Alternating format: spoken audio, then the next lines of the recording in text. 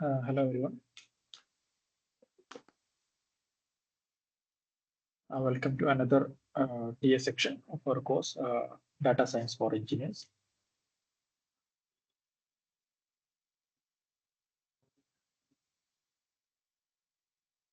So in the last class, we were discussing about a regression problem. We saw linear regression problems um, and also some of the problems related to that and what all different metrics are used to evaluate the models. So in this section, we will be continuing the topic.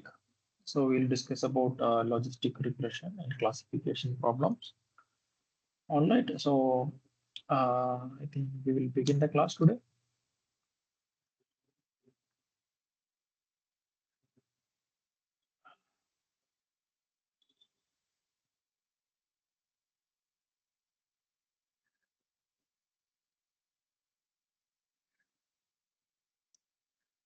So before moving on to discussion about what we say problems like classification and regression problems, let's look at what is parameters and hyperparameters in terms of machine learning or in neural network tasks. Okay, so hyperparameters and parameters. So the main differences are listed here. For parameters, the parameters are those variables which are estimated during the training with the train while when the model is trained, we update the parameters to decrease the losses. Whereas hyperparameters are those values which are set before the training itself. That is, during the training, the hyperparameters are not changed. So one example of hyperparameter can be the number of layers that is used in a dense neural network, or the learning rate that is used in the uh, neural network, or if you remember the gradient descent method. So we decide the step length that is used. So all those comes under hyperparameter. Whereas parameters are those learnable parameters, like the variables um, that are in the model. So, so the some examples of parameters can be if we see ax equal to b, y is equal to ax equal to y is equal to ax plus b. Then a and b are the parameters that we are learning by training the model. And parameters are a part of the model, and hyperparameters are external to the model. Then parameters are estimated value, and it is saved with the trained model. And hyperparameters are not a part of the trained model. So its values are not generally saved.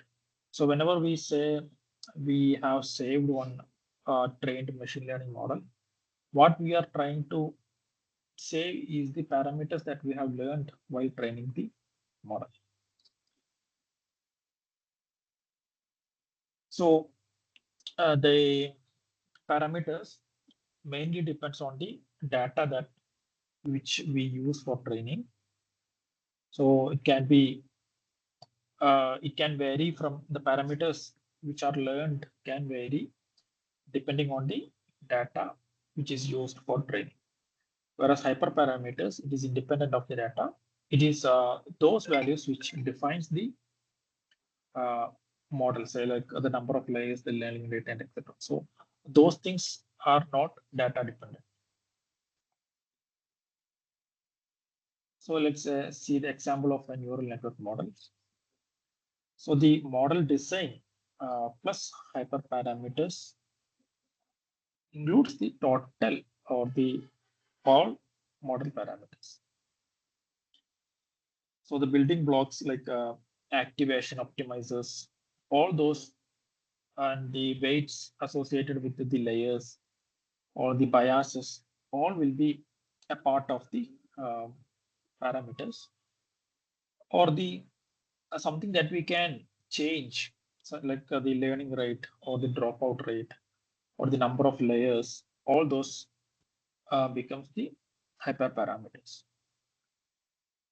And the variables learned from the data are the weights of the neural network model.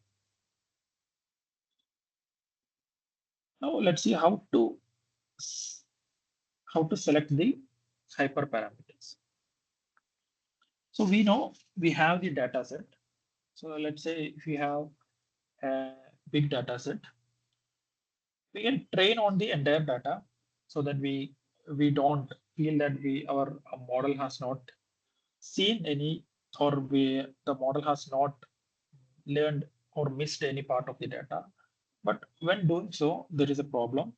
So if any another or if any unseen data is tested using our model, there can be a chance our results are very bad.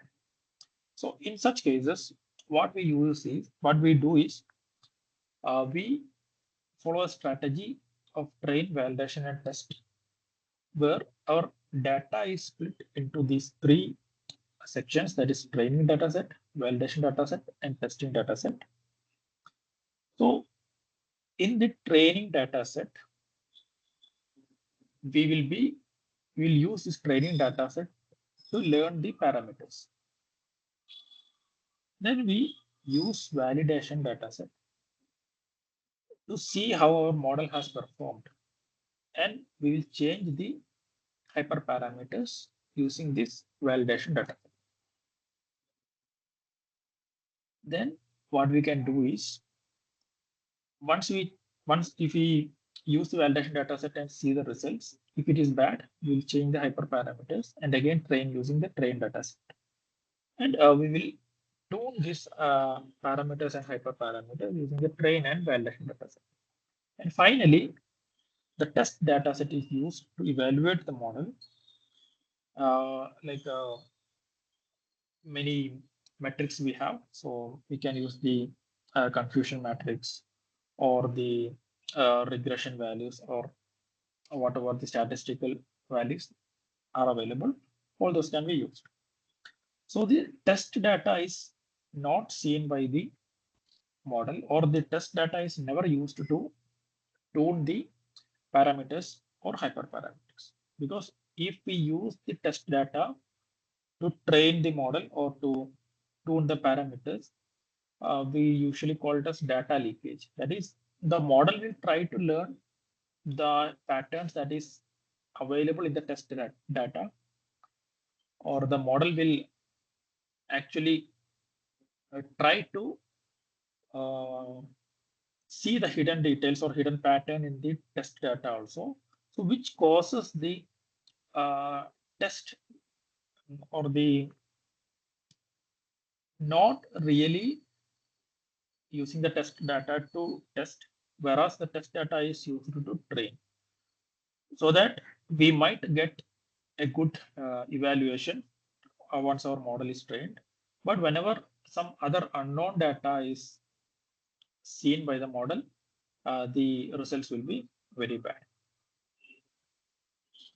Now, there are some methods by which we can tune the hyperparameters. So these are the two methods, popular methods. One is leave one out cross validation, and another one is k-fold cross validation.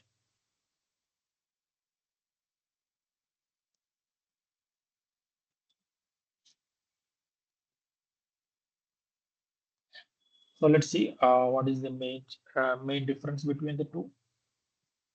So let's say we have a data set with n samples, and then n is the number of samples we have.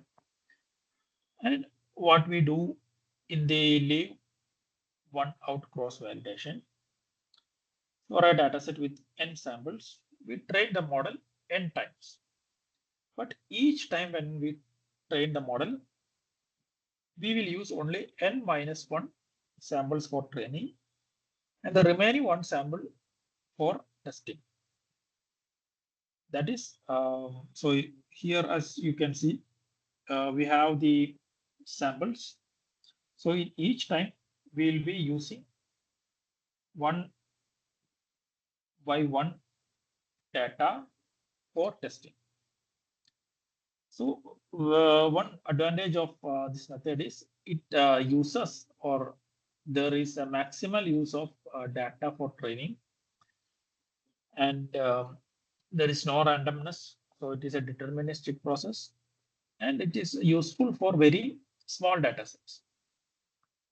But as you can see, we have to train our model for n times with n minus one samples, which makes computationally expensive because it requires n model training.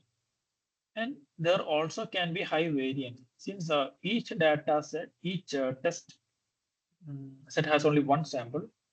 The performance estimate can be a little bit noisy because we are just testing with a single data set. Whereas in case of k-fold validation, k-fold cross validation, instead of using just one data set or one sample for testing, we split our data into a specific number of folds or equal sized uh,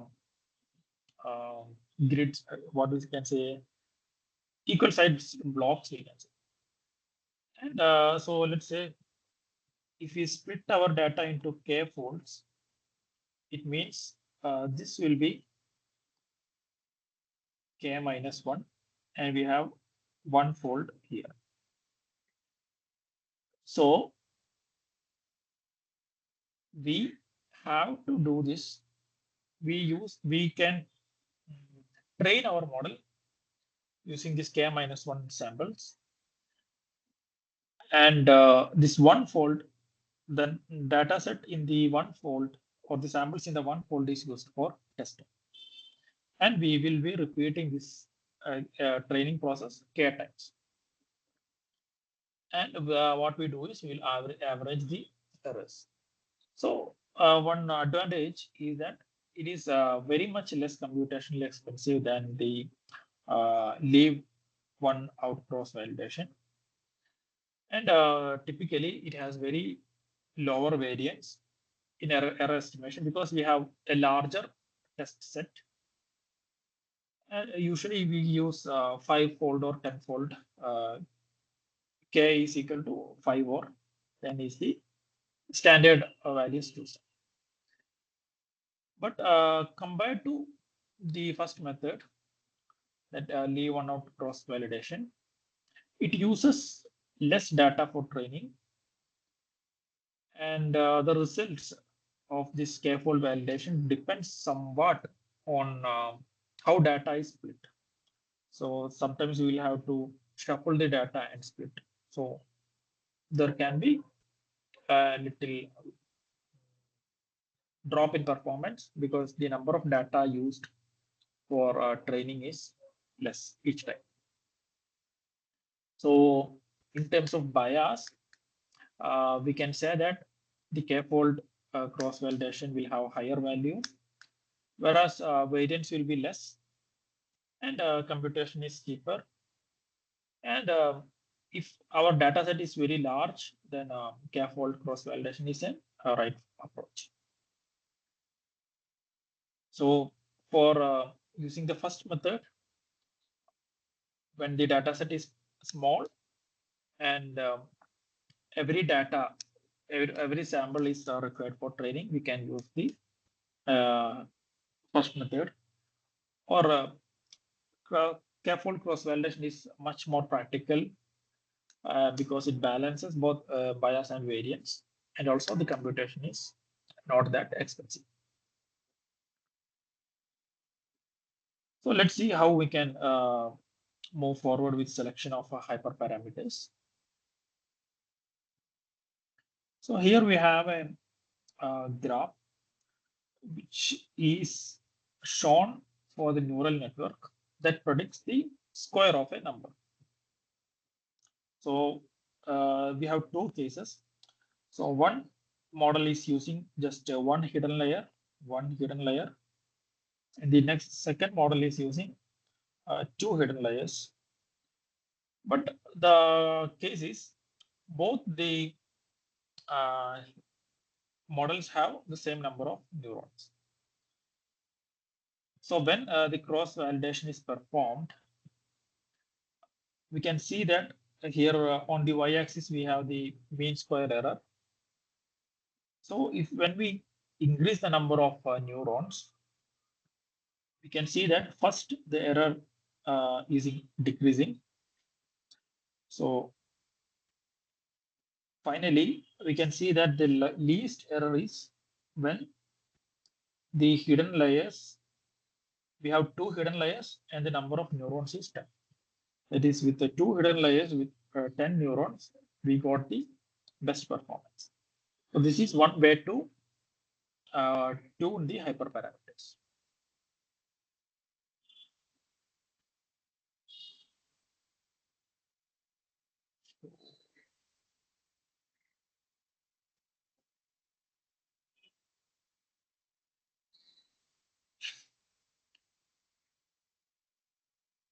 So we have some questions. Yes. So what is the primary purpose of cross validation in machine learning?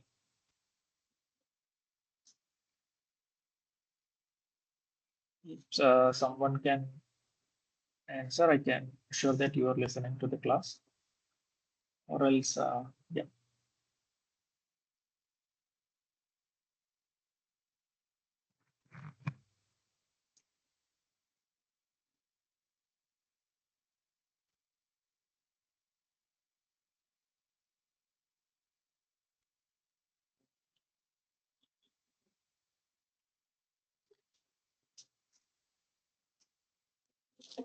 Sir, is it D?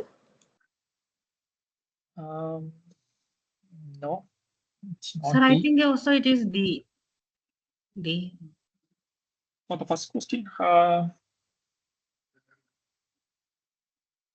um, B. Evaluate a model's performance and access its yeah, generation of unseen data.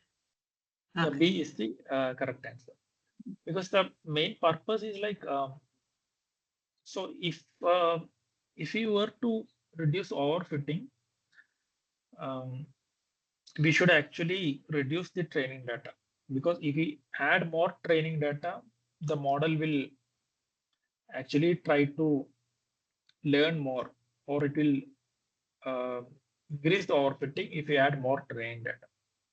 So the correct option is B. And for the second question,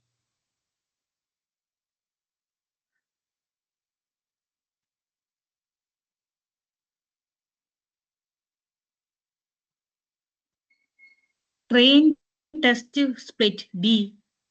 yeah, D is the correct answer. So yeah, so here is the explanation. So actually the cross validation helps in estimating how well a model will perform on new or unseen data. So that is the main purpose. Like we are mm, keeping some part of the train data apart without training, or we are not using a part of the data not for training, and we are trying to estimate, or we are trying to see how the model performs when we show this data to the model. Then tests the train test split. It is a technique used like to keep the test data apart from the training data, so that evaluation can be performed. So it is not a cross validation technique, it is just an evaluation technique. And we have two more questions.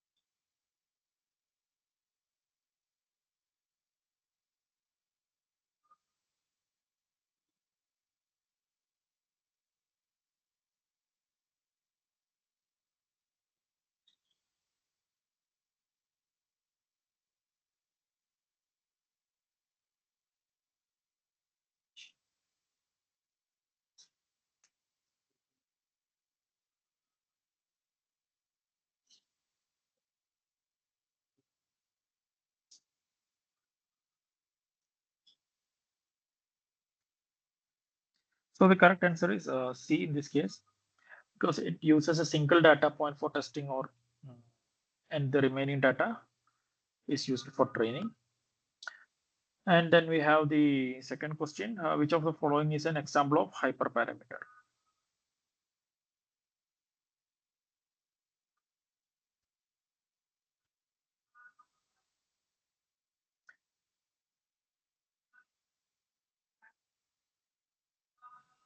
Input features of a dataset C. No, we are talking about hyperparameter. So if you remember, the data hyperparameter does not depend upon the data set is used, that data set that we use. And also hyperparameters are not learned or trained using while training the model. So hyperparameter is something that we set before training the model.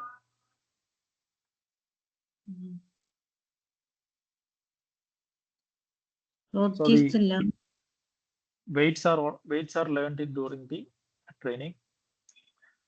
Then hyperparameter does not depend upon the data set.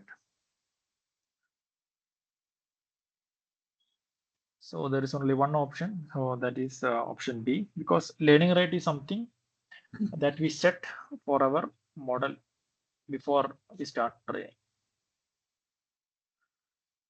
All right, so now let's move towards the classification problem. So classification, as the name indicates, what we need to do is, so if we are given some data or some anything that like an image or something, we need to assign a class to that data points or the image or audio or anything. So some examples are like we can classify an email as a spam or not spam. So if you look at our look in our Gmail or something, we have a spam folder. So there, what it does is there will be a set of words in the emails that belongs to spam. So it's an automated process of classifying the mails as spam or not spam. Then we have a sentiment analysis. So if we have a tweet and our model can be trained such that we can get to know if that tweet is a positive or negative feedback. Then we have image classification. We can classify our images according to different objects. Then a medical diagnosis, which also gives positive or negative results. Then fraud detection. So fraud detection is used mainly in phone calls and also in if you are using Truecaller. So when we receive the call, it will alert to us it is a fraud call or not. Then language identification is another classification problem. So this is another. So here, if you see this image, we can use a PDF classifier, how it is working. So how an automated um, process can be implemented for PDF classification. So whenever a new file is uploaded, or if you have an incoming attachment in the mail, so the PDF classifier will automatically assign different class to the document. So it can be an invoice or CV or some proposal like project proposal or something. And it automatically can alert different departments to look at the PDF which is being received at their end. So that is one of the application of classification problems. Now let us look at the types of classifications. So mainly there are two types of classification. That's binary classification. That is including only two classes. That is either, so as shown in this example, so it can be either circles or cross. So one example we can say is whether it is an spam or not. So that is a binary classification. Either it can be a spam or it is not span. There is no in between class. Whereas multi-class can have more than one class to be identified. So like the example that we already discussed. So it can be invoice, CV, or proposal. So we have to identify different classes from the data. So that is a multi-class classification.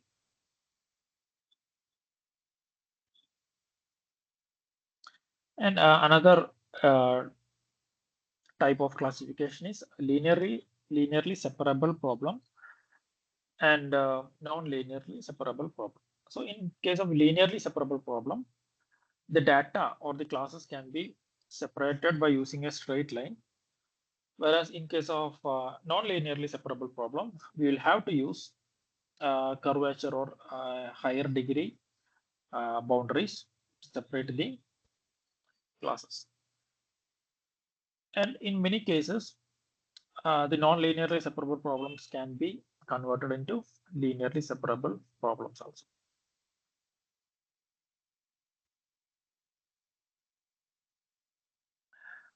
So let's see how a non-linearly separable problem can be converted into linearly separable problem. So let's say our data set is having, so yeah, let's try to draw it and see. So we are having a data. So let's say it's ended 0, 0. And let us try to add points here. So we have circles and we have cross across all this.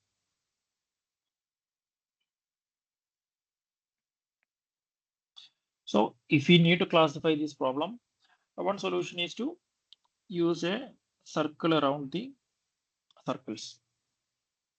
So we can separate these two classes. So now it is a non-linearly separable problem. But let us take the magnitude of these circles. So let's say if we have here x1 and if this is x1 and this is x2. So if you see the metric that x1 square plus x2 square. So if we convert our problem into higher dimension. So now let us so now our problem is we are moving our lower dimensional problem into higher dimension. So now if we do this, so let's say this is distance d, and so let us have this d. So now if we convert each of these data into this d line, we'll be able to see that all these points. So you know that this radius of circle it is defined by uh, root of x1 square plus x2 square. So now the maximum distance will be somewhere here. So this is, let's say, big R. And so all the circles will be on this one side of the line. And all the crosses will be on the other side of the R. So now by converting our lower dimensional problem into higher dimension, we are able to convert our non-linearly separable problem into linearly separable problem.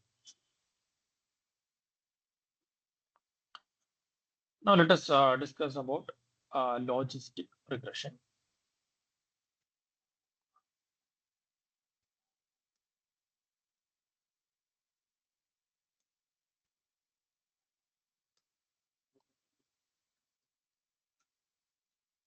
So yeah, by first impression, we'll feel like the name logistic regression is something a regression technique, or it's an algorithm used for regression, but it is not actually. Even though its name is logistic regression, actually it is an classification algorithm. So it is used to model the probability that a given input belongs to a certain class. That is, so let's say if we um, the final output of this logistic regression will be between 0 and 1. Okay, so what we can say that is using logistic regression, we use this logistic regression algorithm for binary classification. That is, it predicts a probability between 0 and 1. So if we keep a threshold, so let's say we are giving 5 data into our model, and we'll get uh, so 5 samples we have.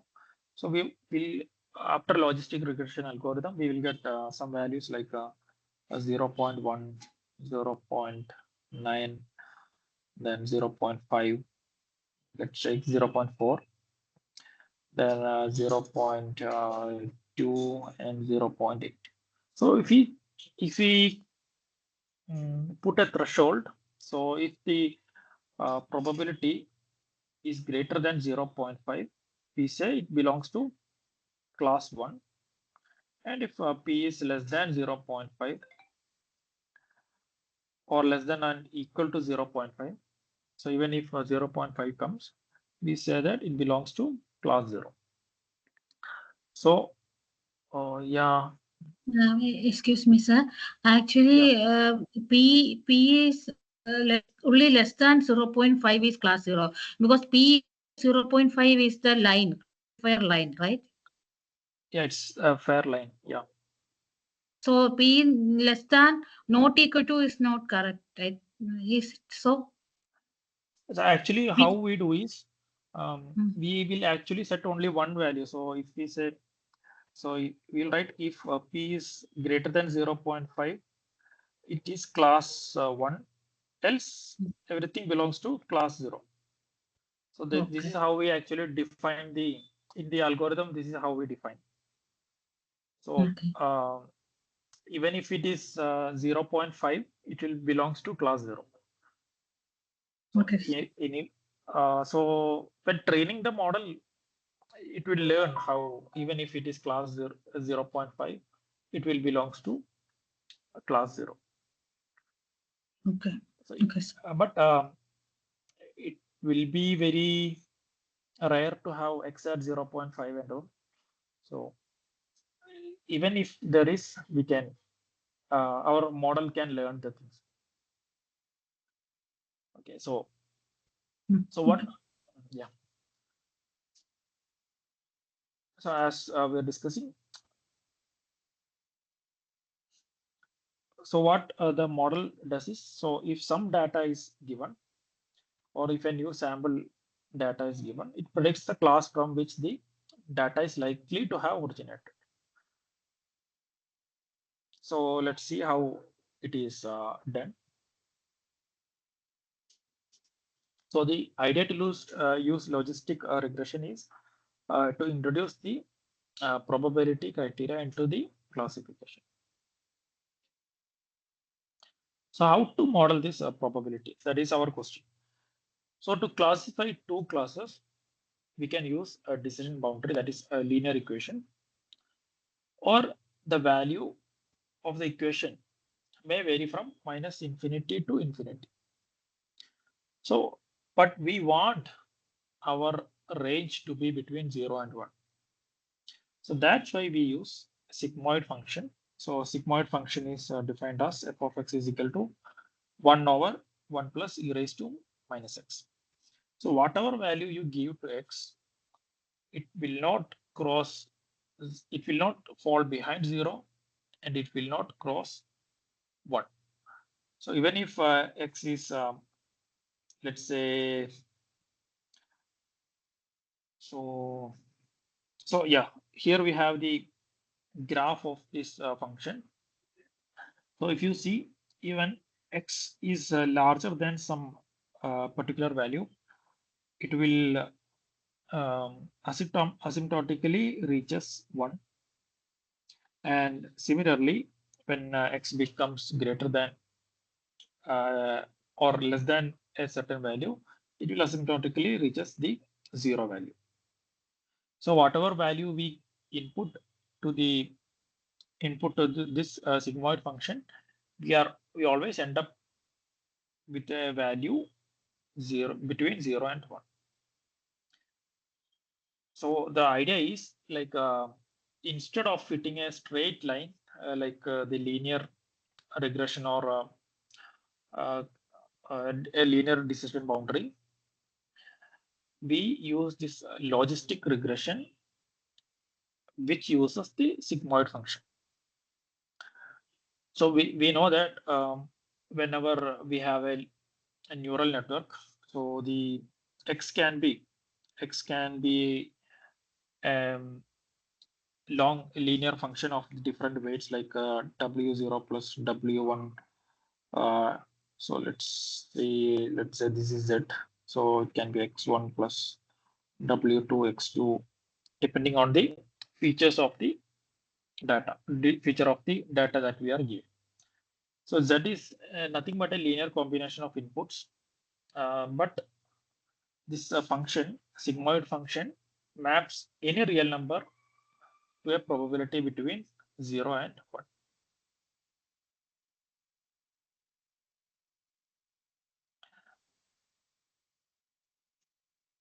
So, but while using this linear regression, logistic regression, we will have to change our methods of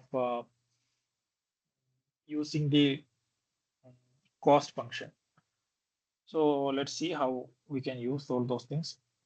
So yeah, so this was the linear decision boundary that we had, and this is the sigmoid function when we are using when we use the logistic regression, the sigmoid function as the last activation function. Now we have a modified cost function here. So in case of our normal functions, what we were doing is we were just using y minus y hat as our loss. So yi minus yi hat. So this was our loss that we used in case of linear regression. But now in logistic regression, we cannot use this. So what we use is something called as a binary cross entropy, because this main square errors does not work well with probabilities. So what is the actual equation of binary cross entropy? So binary cross entropy is defined as minus 1 by m sigma I is equal to 1 to m. Then we have yi log yi hat. So this is the predicted class plus 1 minus yi into log 1 minus yi hat.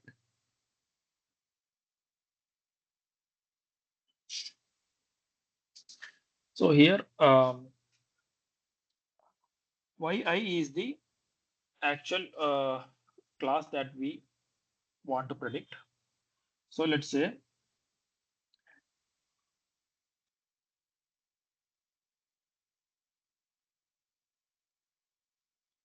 so if yi is 1, so if yi is 1,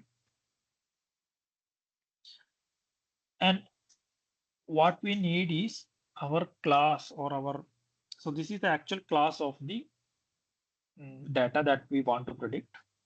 So let's say, so we are giving you the data here, then we have our model and it has to predict something. So let's say first we give the data of class 1. Class 1 data is what we give. So I will write the input here and output here. So first we are giving class 1 input, and output is something 0.2. So what will be the error in that case? So our yi is 1. So 1 log 0.2 plus. So here the class is 1. So 1 minus 1 into log 0.8. So here this will go to 0, but this term will be higher. So since log 2 will be some negative value, so this negative is introduced to compensate that negative value.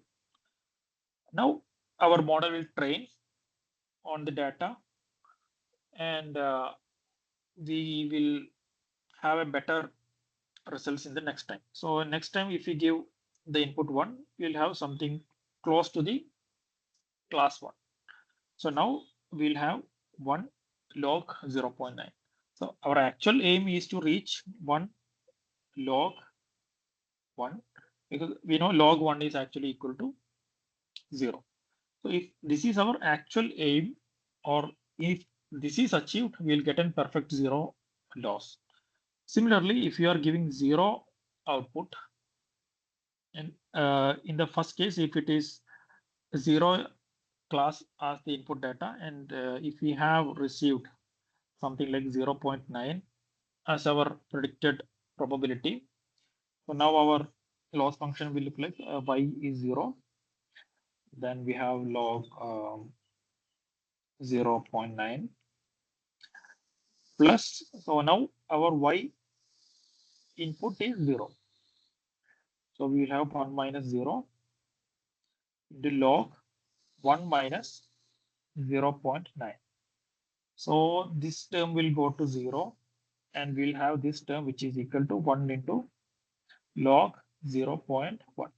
So log 0.1 is a big number, big negative number, and so the loss is higher in this case also.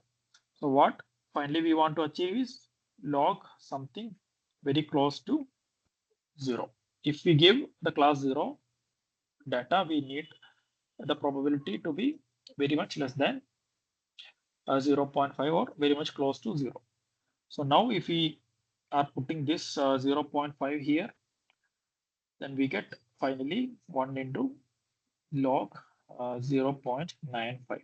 So log 0.95 is a very small negative value.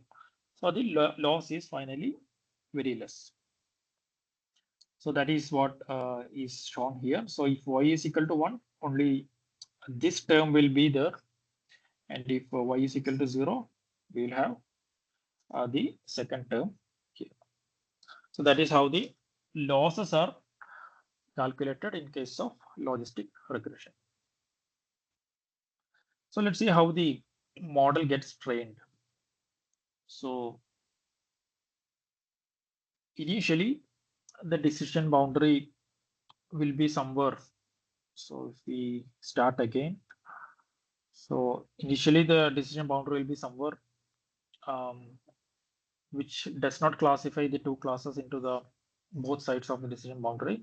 But on training or on reaching higher number of iterations, we can see that finally the decision boundary is kept such that both the data gets on the either side of the decision boundary.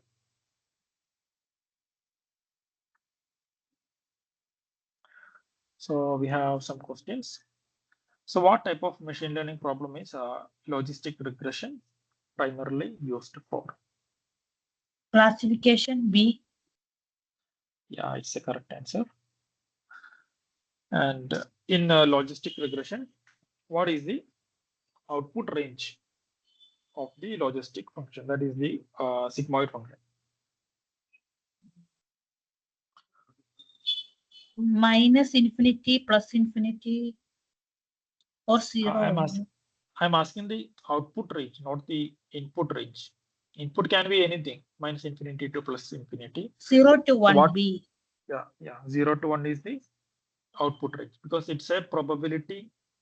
We are converting our infinite input range into the probability range, that is 0 to 1. And we have two more questions.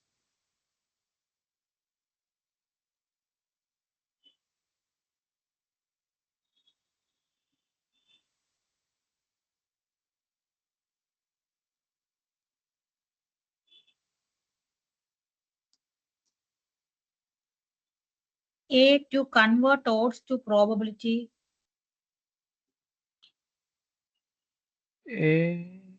What is the Convert purpose of sigmoid function?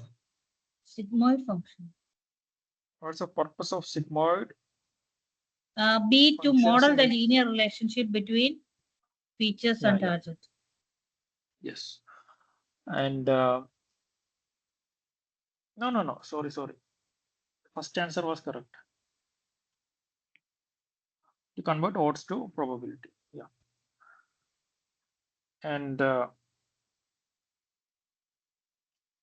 in logistic regression, what is the cost function that is minimized during training?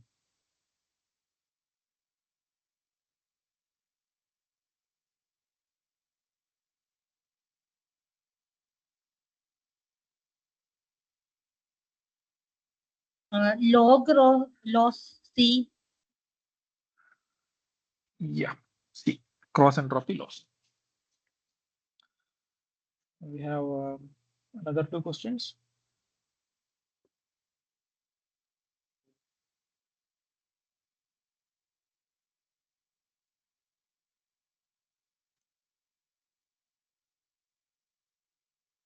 So remember, whatever learning we are doing, it is an iterative process. So what will be the correct algorithm or method that we have studied, which can do that?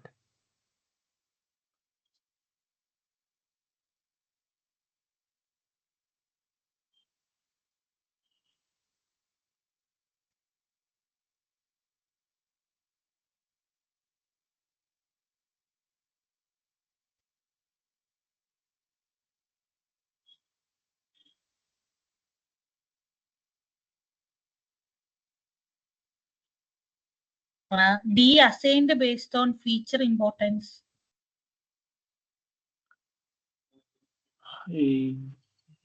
No. Like how are we um, weights are how the weights are um, calculated? So how are we learning the weights? The option While B, do yeah, option gradient B. descent. Yeah. So gradient descent is the algorithm that we are using to learn the weights.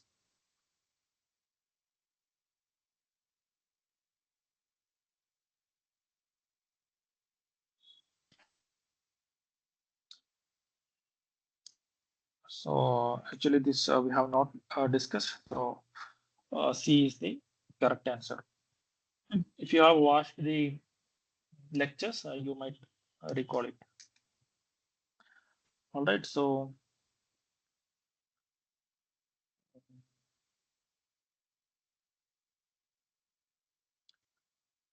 let's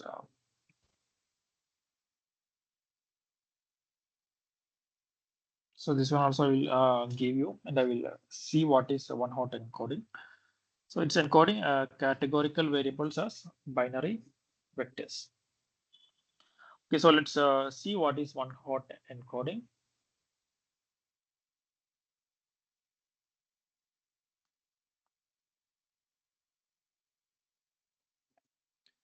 So it's like so let's say we have one column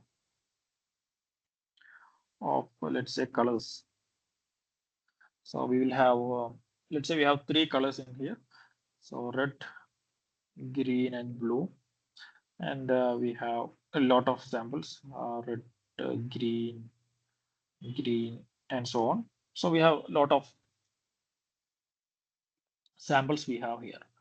So what a one hot encoding do is, so we know that our computers, when we give our data to training, it has to be converted to mm, numbers. So either we can give like some arbitrary numbers to this. So one way to label these categories as, so we can give 1, 2, 3. So 1 is red, so blue is 3, then green is 2, red is 1. And so this is one way of labeling the uh, colors or the numbers.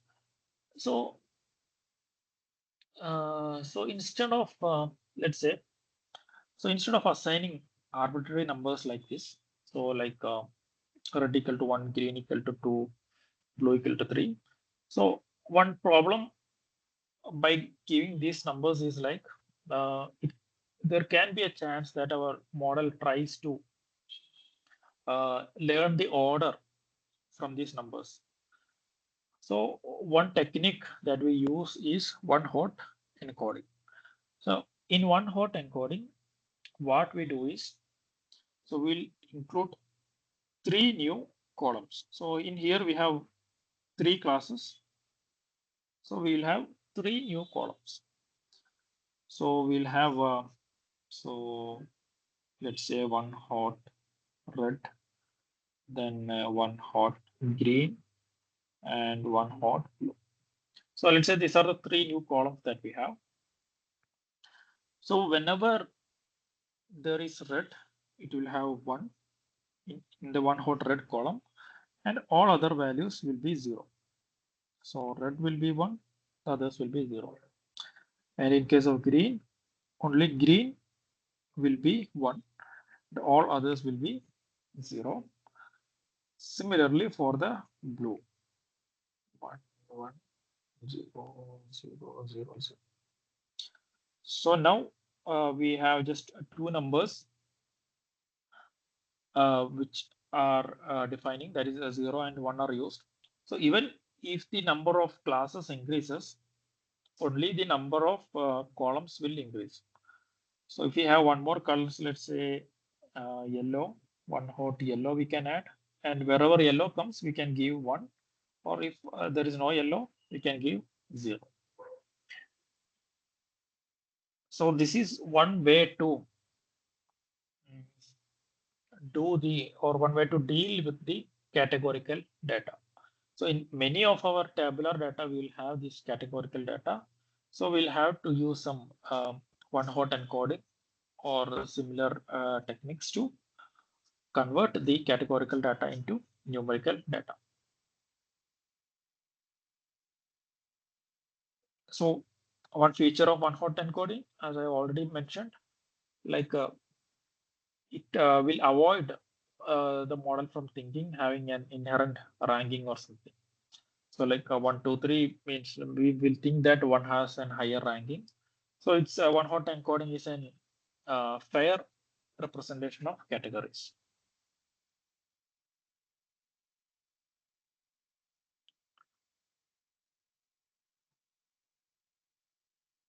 But one problem which can arise when we are using one-hot encoding is, so if there are like a lot of classes, then the number of columns or the number of features. So now initially we had just one feature. Now we have 1, 2, 3 features. So there is an additional 2 features which comes into the problem. So feature number of features can increase too much.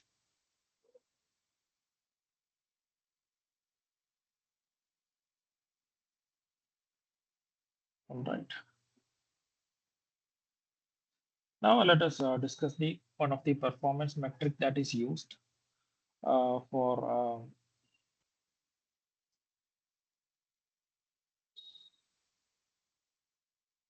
evaluating our model. So this is actually called a confusion matrix. So here we have the predicted class, and here we have the actual class. So if the actual class is positive and the predicted class is also positive, we can say it is a true positive. Now, if the predicted class is negative, it is a false negative. Even though the actual class is positive, our model has predicted it as negative class. So we call it as a false negative. That is type 2 error. The type 1 error is classifying a positive class or classifying a negative class as a positive class. So that is false positive. That is called as a type 1 error. Then if the actual class is negative and the predicted class is also negative, we get true negative. And we have some other terminologies like precision. So precision is nothing but true positive divided by all the positives as predicted by the our model. So it have the both true positive as well as the false positive. And these three terms are most commonly used: precision, sensitivity, and accuracy. And sensitivity is true positive divided by true positive plus false negative. So it's like if we have 100 positive cases, so in case of COVID, we can say, so if we had 100 positive cases, if 90 was calculated as so let's try to do that with an example.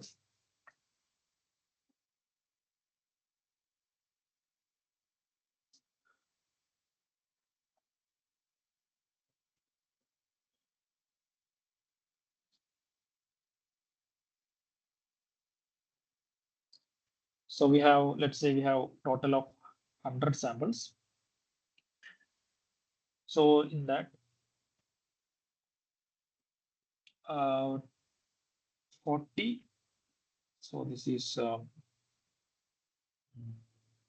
actual positive, actual, then predicted, positive, negative, negative.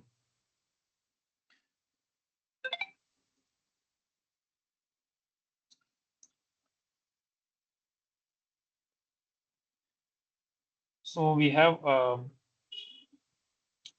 true positive is 50. Then we have true negative is, let's say, 50. Then we have false positive as 5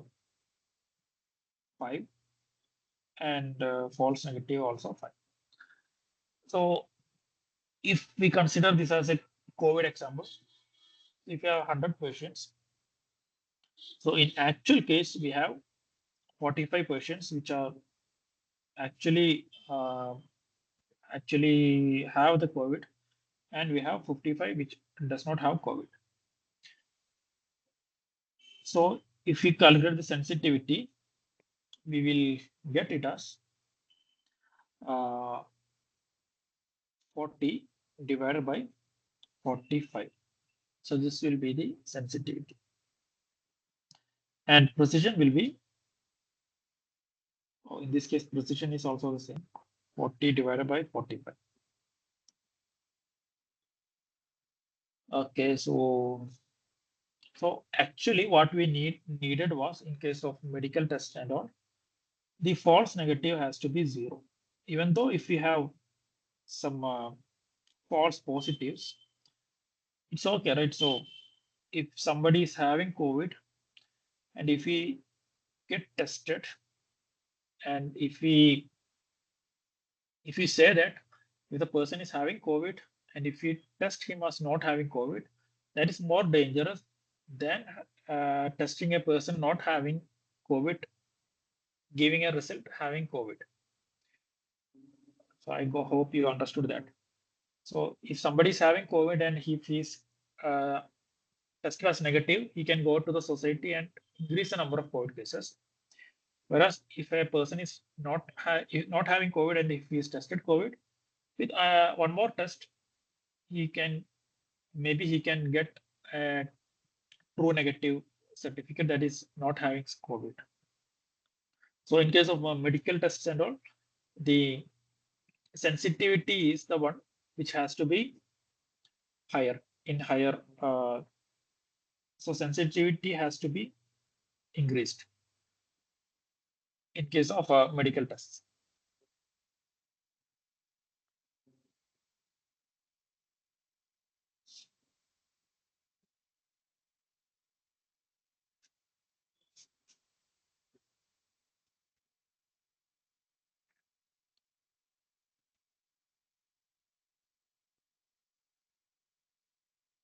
So we have two questions.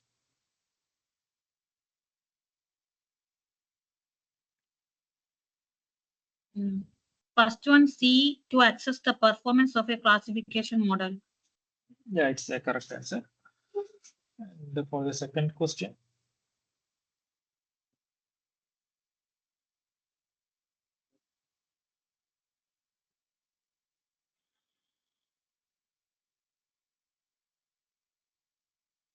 so in the second question, two options are correct. So yeah, please try to answer. C, the ratio of true positive to all positive predictions. Yeah, that is one correct answer.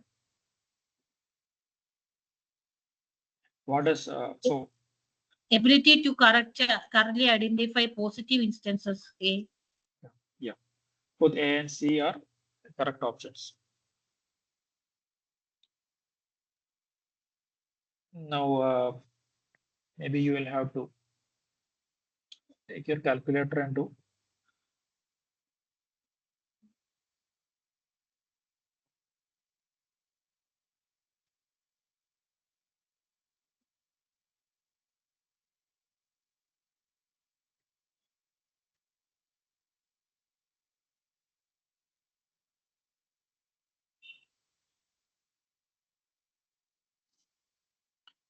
So this is the actual. This is the predicted. We have true positive, false negative, false positive, and true negative. So here 80 true predictions.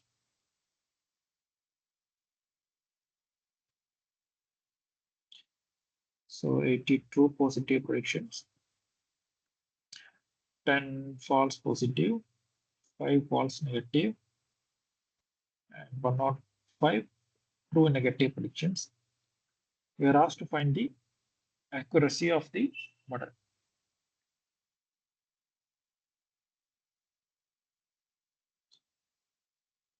A, 0.44. So what was the formula that you used? I'm asking True about positive. accuracy. That is Okay, true positive plus false negative divided by n. Right? Fine. So what is the total n? That is 200. Okay, so 185 by 200, what will be the answer? 185, 85 by 200. How is 85? True positive Sorry, plus negative. true negative you have got. True positive plus true negative. Oh, That is sorry. accuracy. Sorry.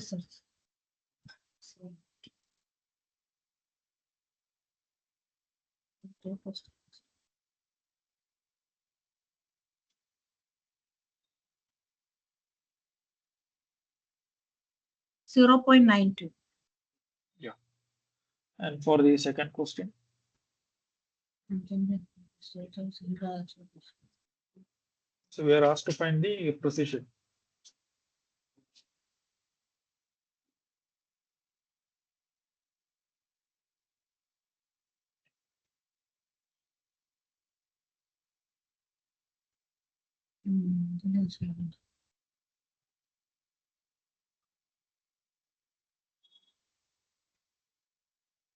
C, 0.83. Yeah. C is the correct option. Now another metric or another visualization that can be used is the ROC curve, or the receiver operating characteristic curve. So let's see what ROC curve is. So it's an graphical representation, which is it's also a graphical tool which is used to evaluate or represent model's ability to distinguish between two classes. So This is especially used in case of binary classification, and we can see different possible thresholds also in this case by using RC curve. So let's say in a logistic regression, we usually uh, fix a threshold like 0.5, right? So the ROC curve show how the true positive rate and false positive rate. So true positive rate is nothing but true positive divided by true positive plus false negative, and false positive rate is nothing but false positive divided by false positive plus true negative.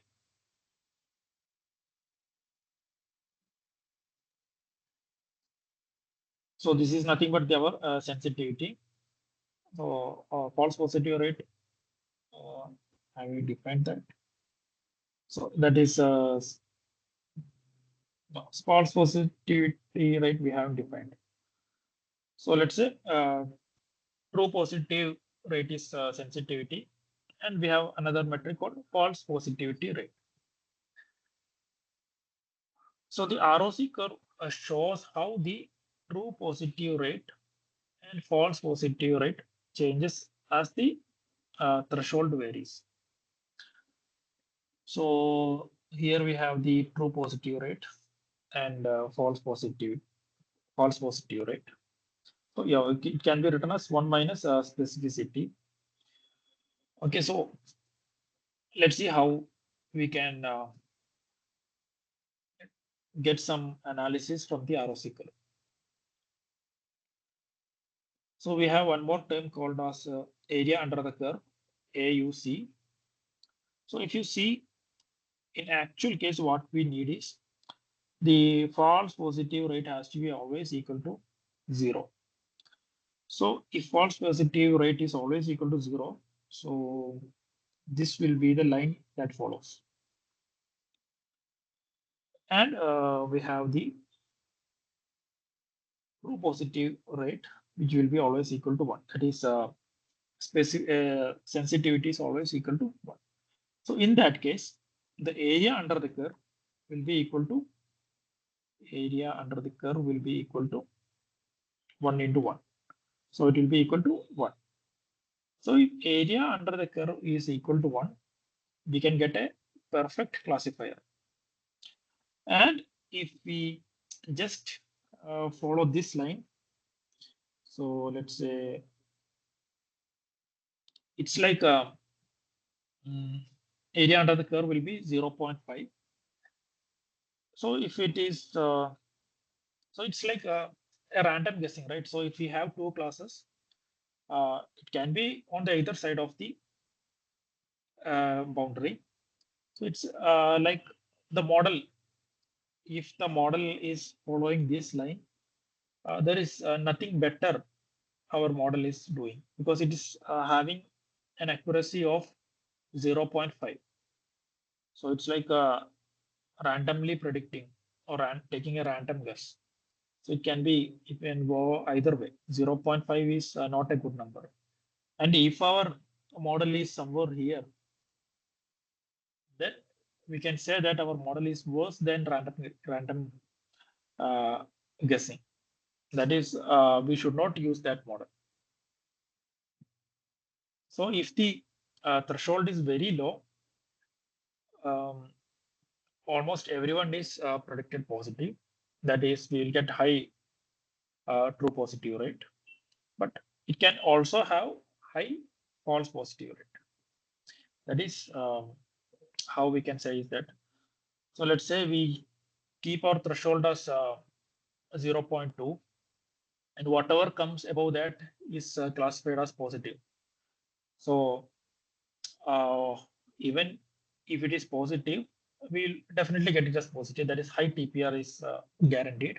But even for negative classes, there is a chance that our model will give positive, so that the false positive rate is also higher.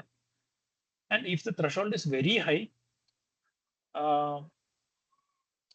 the false positive rate will be very less. Also, our true positive rate will also be very less. So here is the threshold. So as we can see, so if the threshold is very less, everything in here can be, if we keep more threshold here, there will be a lot of positive classes. And if we move our threshold higher, the positive classes will be limited, so that only the true positives will be, only the data with high chance of having positive will be classified as positive. So what the ROC curve actually shows is this trade-off between uh, trade-off when the threshold is changed between different values.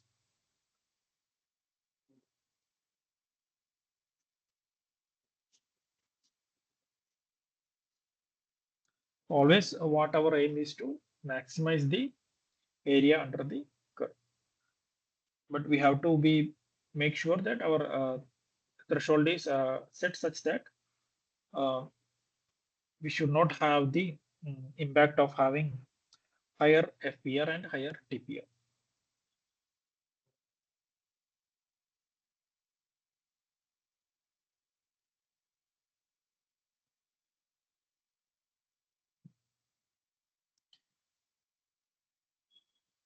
So we have a question. So the true positive rate is given as 0.9 and false positive rate is given as 0.15. So what is the specificity of the classifier?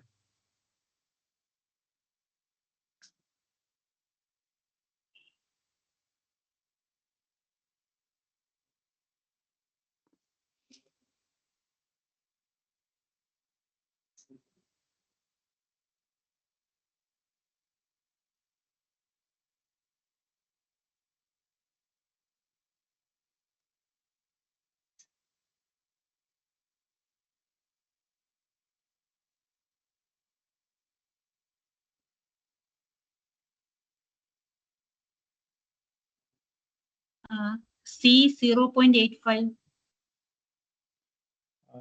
Yes. For the second.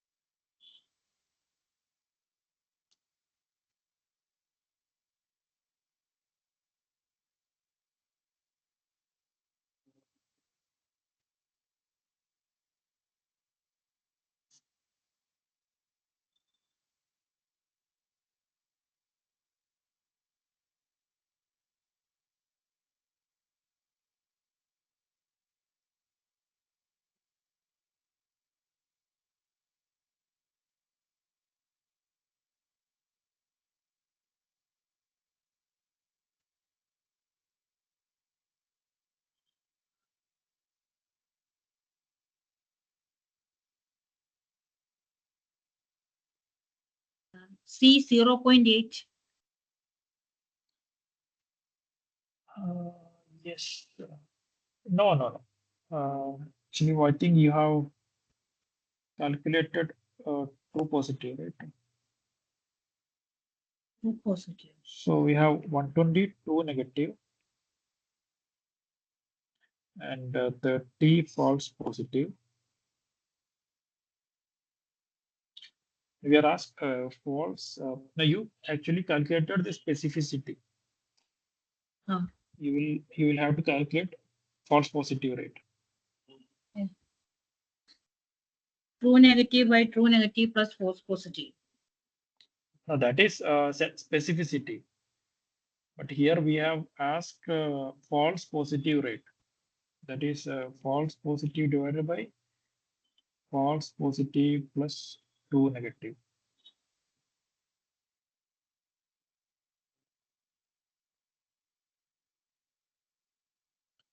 So specificity is true negative divided by false positive plus true negative.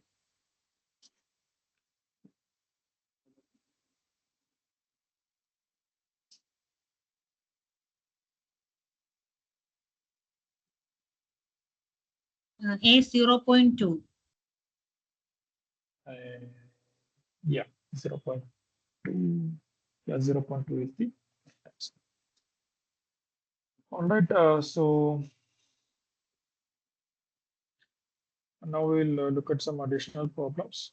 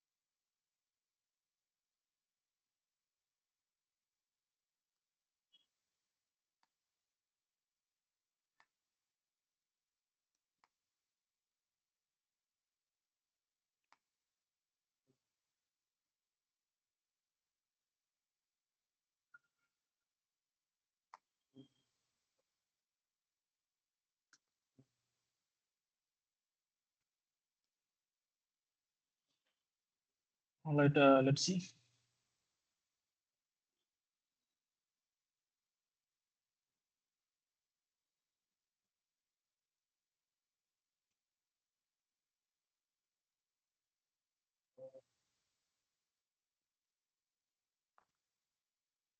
So for a few problems we will discuss in the last. So we need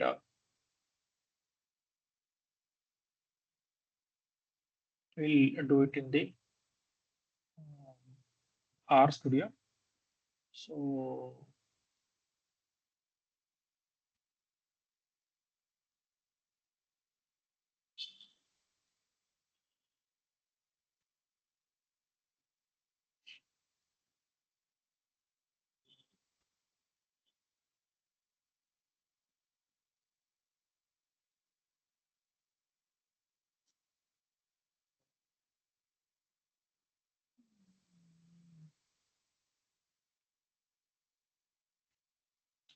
all right. Okay.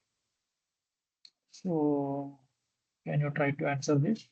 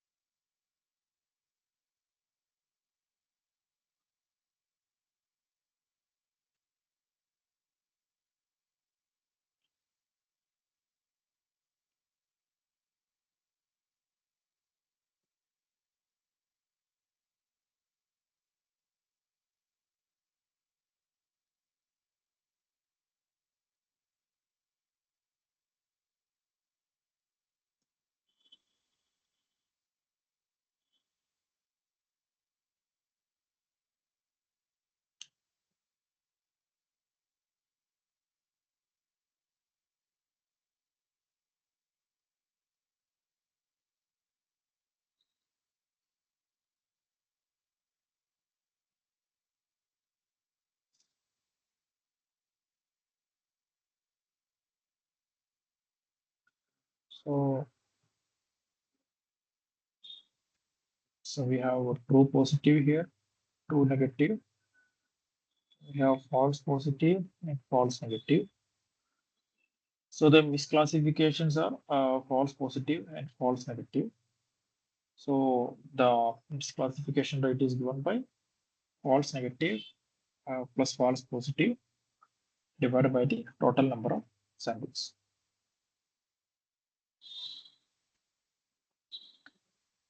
So the value of both sensitivity and specificity lies between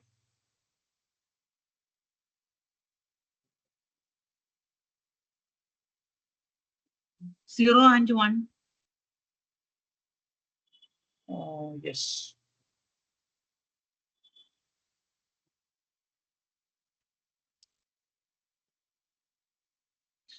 In logistic regression, a linear relationship is assumed between the independent variables and the so which one has a linear relationship?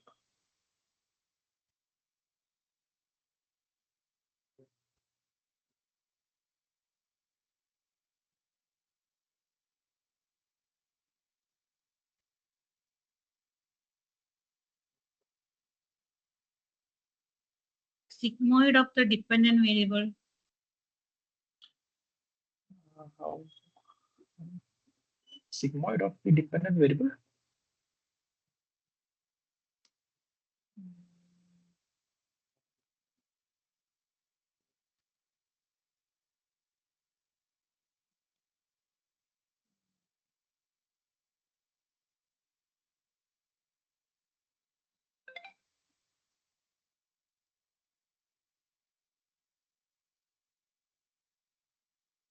It's not uh, directly with the dependent variable.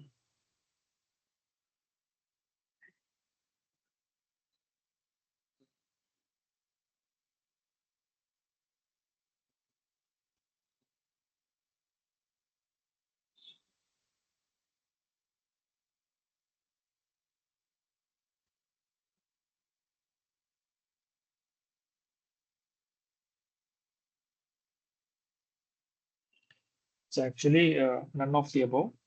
So the correct answer is it's actually about with the logics of the dependent variable.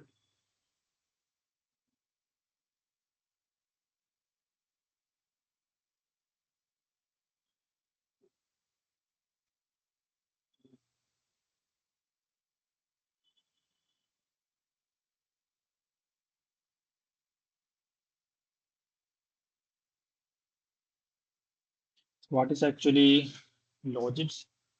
So let's see that.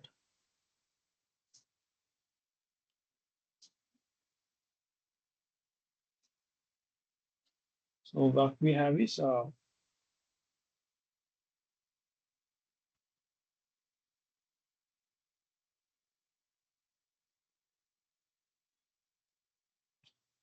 we can write the logit as so logit p is written as log of p divided by 1 minus p. So in case of our function, what we have is this is equal to uh, our linear function.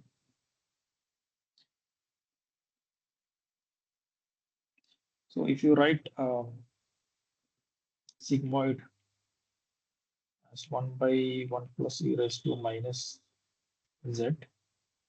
Now, if you convert this into log form, we will get this function. So let's see that.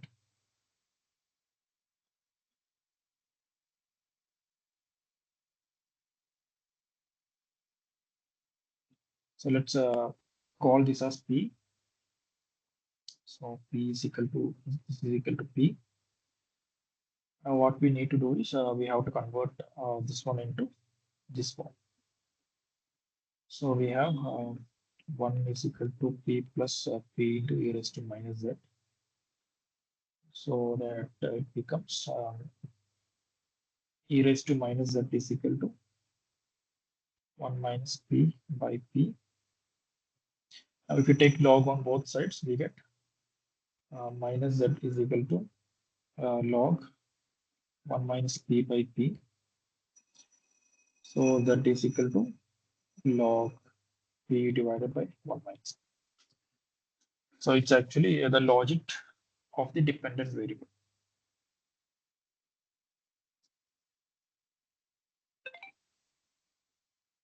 Now we have the confusion matrix for a binary classifier gives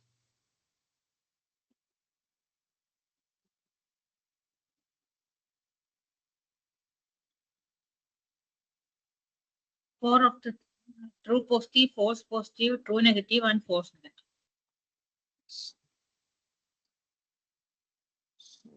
now next question is which among the following is not a type of cross validation technique? Bias variance trade-off. Yes. So the explanation is here. So I will upload these slides so you can read that. Now, which among the following is a classification problem? Predicting whether a patient is diagnosed with a disease or not. Predicting whether it will rain or not tomorrow. Yeah, both are correct.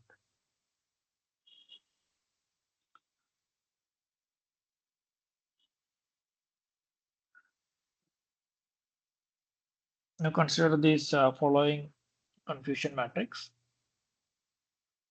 We have to find the accuracy of the model.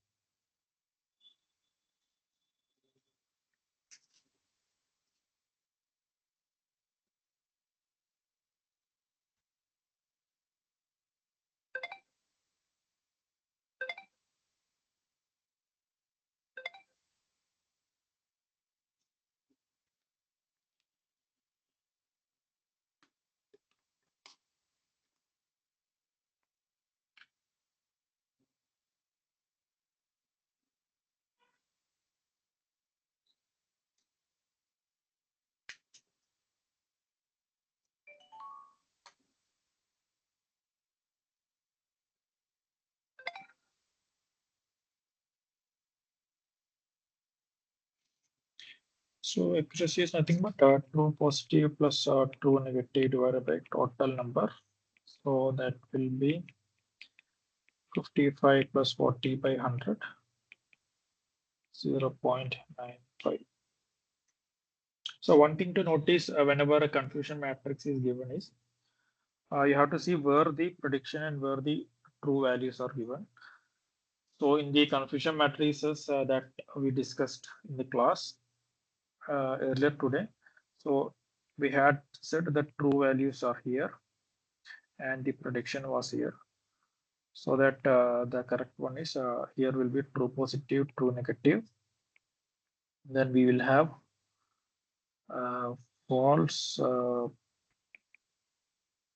positive and false negative here.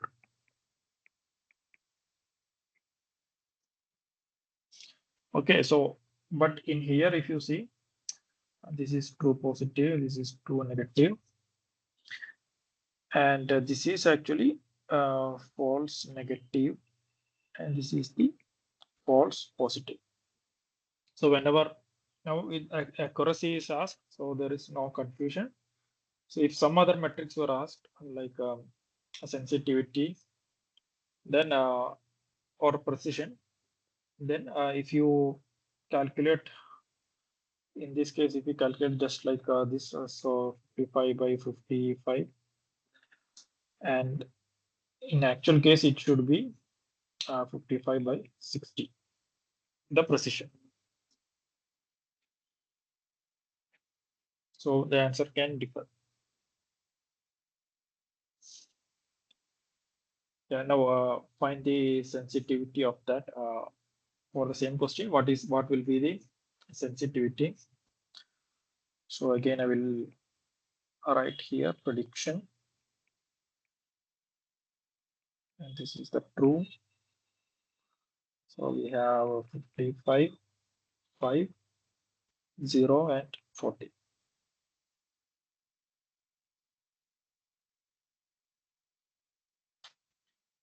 So the sensitivity equation is true positive divided by true positive plus false negative.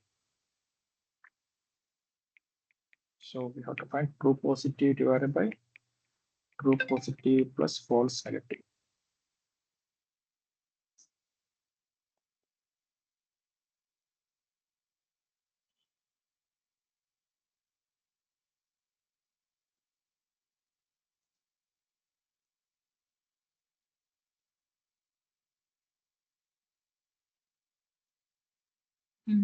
Answer is 1. Yeah, 1 is the correct answer. So now we will see how to use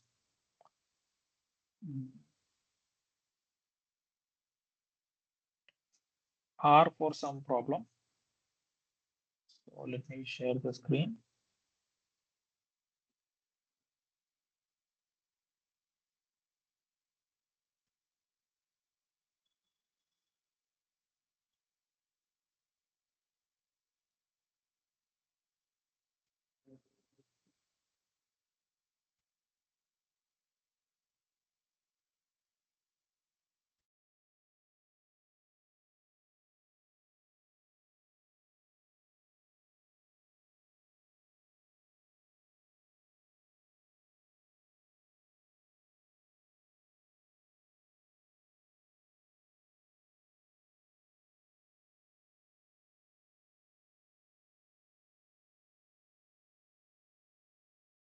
So here we have the question that we have to load the data set iris.csv, and with the first column as index header. So we'll be using R to solve this problem. So let's see how we can do that.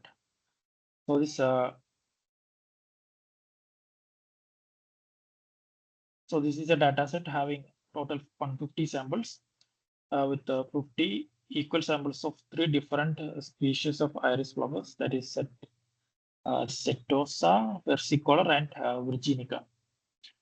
So let's open our R.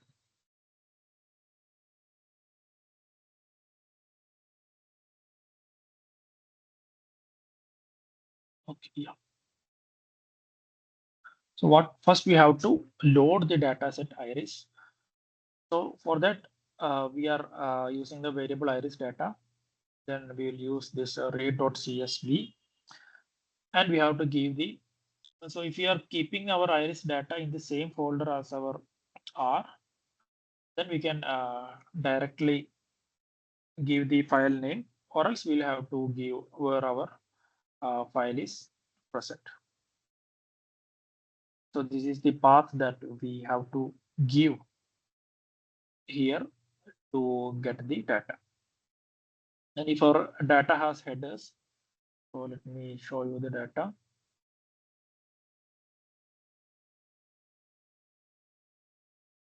So this is the data that we have. So it has headers, that is it has 1, 2, 3, 4, 5 features. So sepal length, sepal width, petal length, and petal width. And the final column is the target variable. So this is what we need to be, or this is the column which gives the correct class of the data.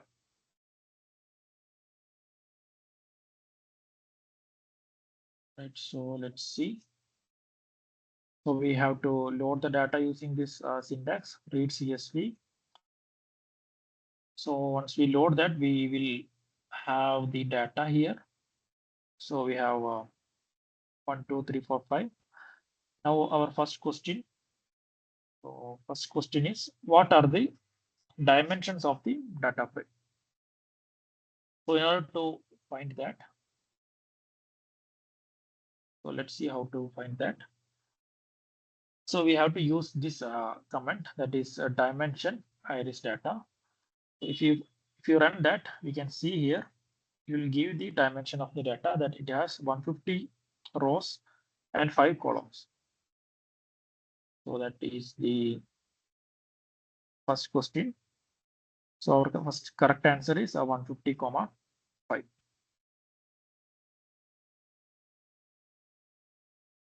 So this is the correct answer. Now,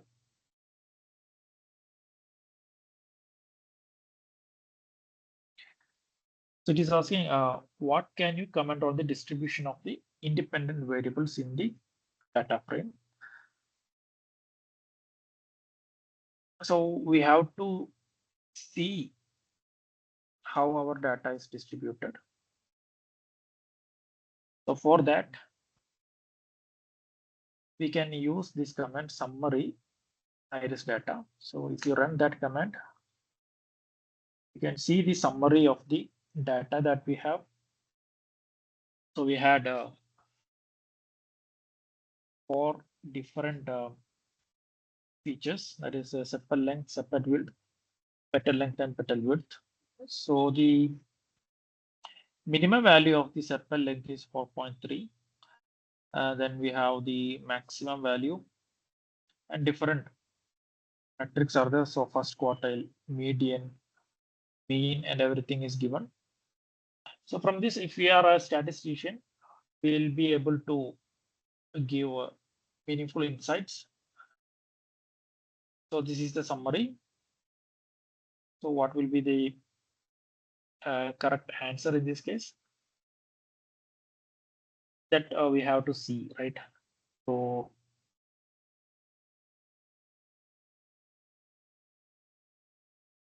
if there is a good statistician, they can guide us.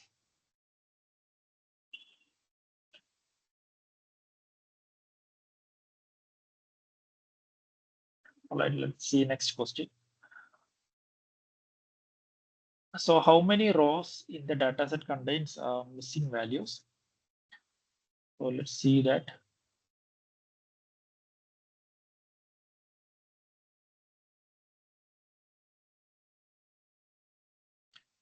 So ESNA is the command used to see how many missing data is there. So let's see in this case, sum is NA. So if we try that, we get a 0. So let's see, let's try to give some 0. So let me try to delete some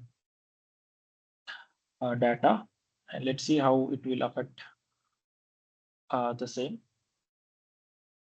So here we have loaded our data again.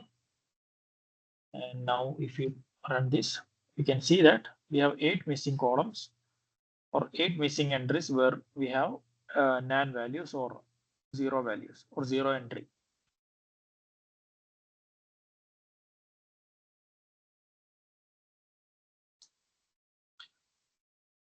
So in this case, the correct answer is 0. So, so here we have a plot again. So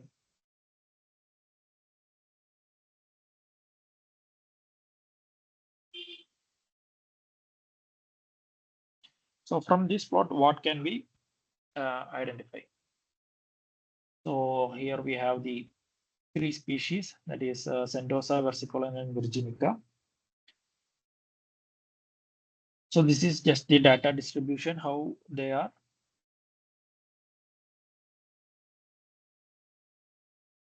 So what is the insights that we get from this data?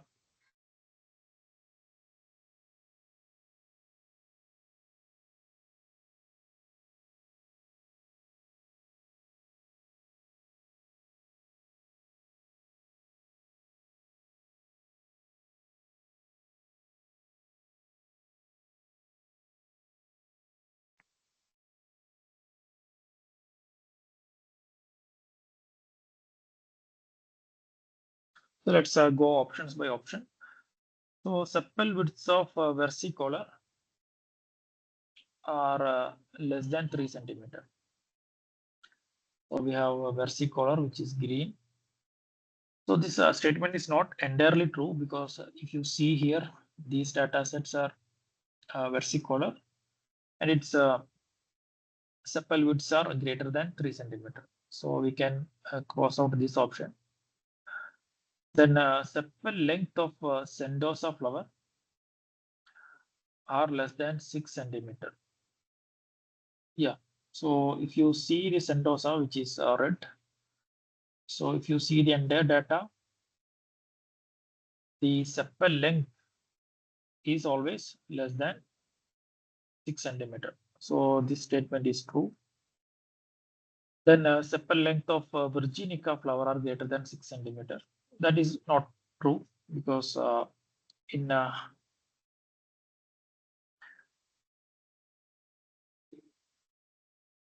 so if you look at this side, we can see there are virginica flowers having sepal length less than 6 centimeters. So this option is also not correct. Then sepals of sendosa flowers are relatively more wider than versicolor colors. So sendosa, yeah, that is also true, right? Because if you see the distribution, That is true. yeah, fourth one is seems to be true. So we have 2 false and 2 true.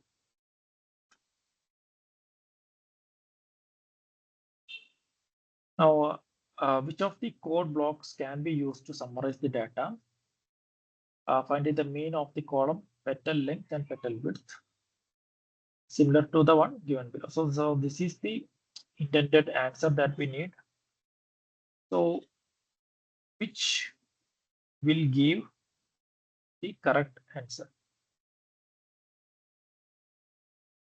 So I will show you the data. If you look at the data, we have a petal length, petal width here. On so this is 1, 2, 3. Third and fourth columns are petal length and petal width. So which will be the correct answer?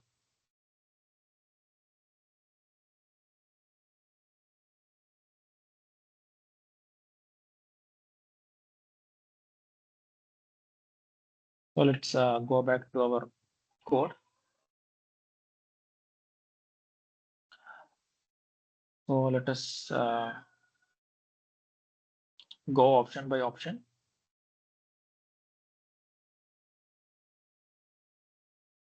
Let's try to.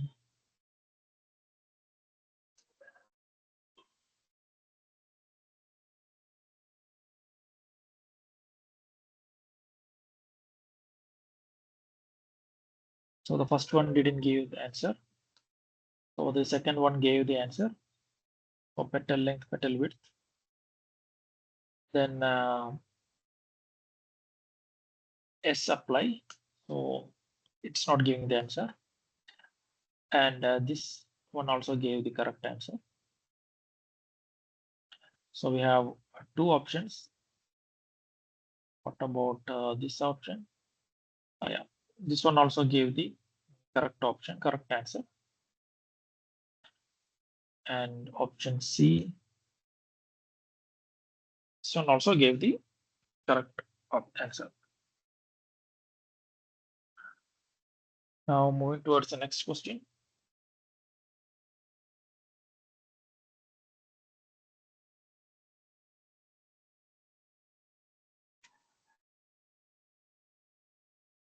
So which of the following packages, let's move on in it. So encode the dependent variable species, split the given data set iris data into training and test sets in the ratio 7:3 with seed value as 1, 2, 3. Apply logistic regression model in the training set. So which of the following parameters are significant with 95% confidence interval? So let's see that.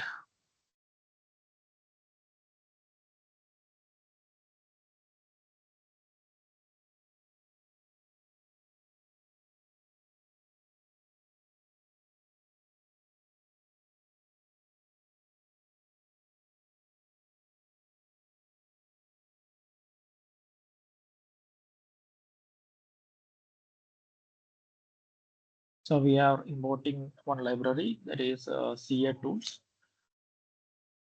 So I haven't installed that. Okay, so let's just follow the steps. So first we have to set the seed, and I don't know if I'll be able to do this. Sorry, I install. Okay.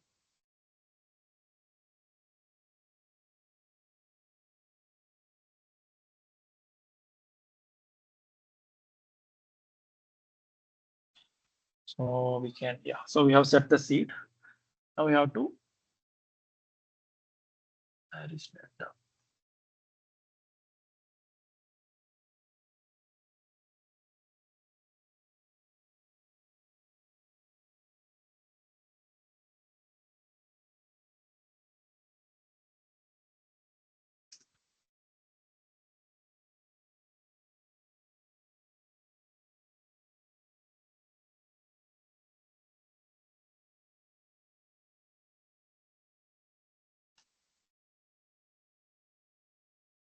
Oh, 1 minute.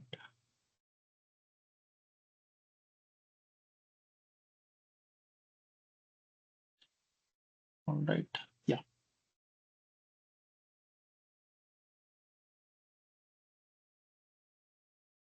So what we are doing here is we are splitting our data set into test and train. So here, let's see the split data.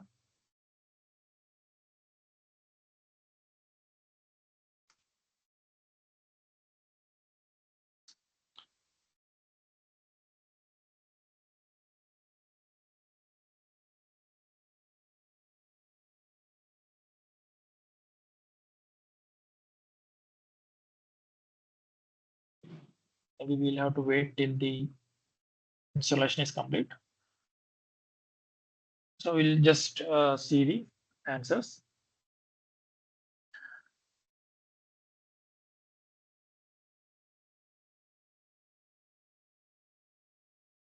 So once we do our test train split, we'll see that train data will have 105 rows and test data will have 45 rows. So or 45 samples.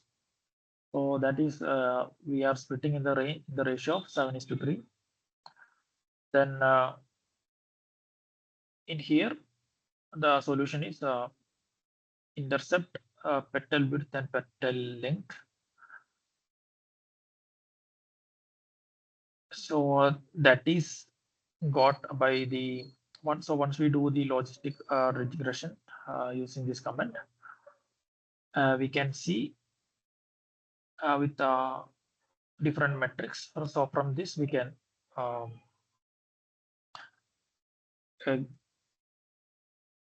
see the which all parameters are significant with 95% confidence interval. All right.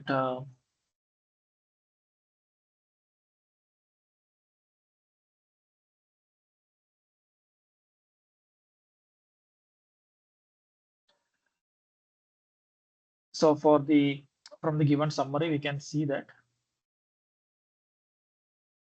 the parameters petal width, petal length, and intercept are significant variable as their p values are less than the confidence level.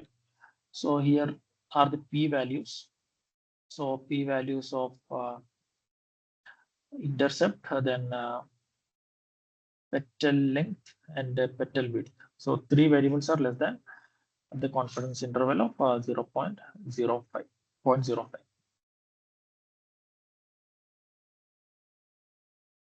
So what's the coefficient of the variable sepal width in the fitted model? So it's where we have.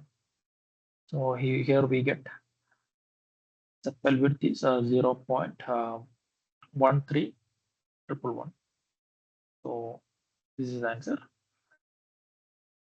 So in a logistic regression, tends to orbit when we have large number of independent variables in the set. So what will be the answer? True. Yeah, it's true. Actually, so when we have large number of independent variables, there can be a case of orbiting. Then Sir, I have a question. That question, what can you comment on distribution of the independent variable in the data frame? Can you tell us about the answer of that one? Distribution of the independent variables. Yeah. I think we got that. This question. Yes. So actually, how we can. So the correct answer will be. So let's say. So for normal distribution, we know that one way to find out is for normal distribution. Actually, the mean and median has to be the same, almost equal to same thing. So if you look at these, so we can say that in sepal length, the mean and median are almost equal. Similarly for sepal width, and also if the distribution are normally distributed, the difference between the mean and the first quadrant and the mean and the last quadrant, so that also should be equal to same. So here it's 0.7 and it's almost 0.6. So here also, if you see, it's a 0.2 and almost 0.3. But if you look at these petal length, so the mean and median itself is varying too much. So we cannot say this petal length are normally distributed. Is normally distributed. So all variables are normally distributed. We cannot say that. Then variable sepal length and sepal width are not normally distributed. But when we see that the mean and median are almost equal, and the difference between the mean and first quadrant, so that is almost equal to the difference between mean and third quadrant. So and also in here also the difference between mean and first quadrant and mean and third quadrant is almost equal. So we can say that sepal length and sepal width are almost normally distributed. So so this is also not true. Then it says the petal length alone is normally distributed. We have seen that the petal length is actually not normally distributed because mean and median itself is different. So if you look at this data set, it will be something skewed to the right because mean is somewhere here, then median is somewhere here. So it is not normally distributed. Similarly, so yeah, here also we can see there is a difference, right? So no, here actually we'll have to plot every data set and see. Anyway, petal width there is no mention in the options. So this option is also not correct. So the correct option will have to say it as none of the above.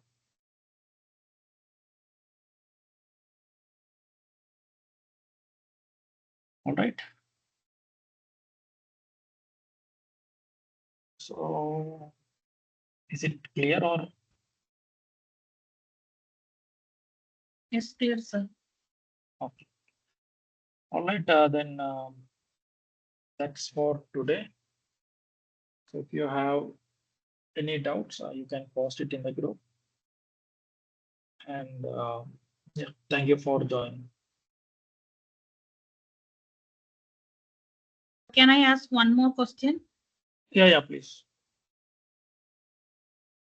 Under the family parameter of GLM function, which one of the following distributions correspond to logic recursion for a variable with binary output? Binomial, Okay. Gaussian, gamma, Poisson. Which question was that? It is also a question in the assignment. Under the family parameter of GLM function, which one of the following distributions correspond to logistic regression for a variable with binary output? Options are binomial, Gaussian, gamma, Poisson. It should be binomial distribution. Binomial. Yeah. Thank you, sir. Yeah. All right. Thank you. So we'll meet next week.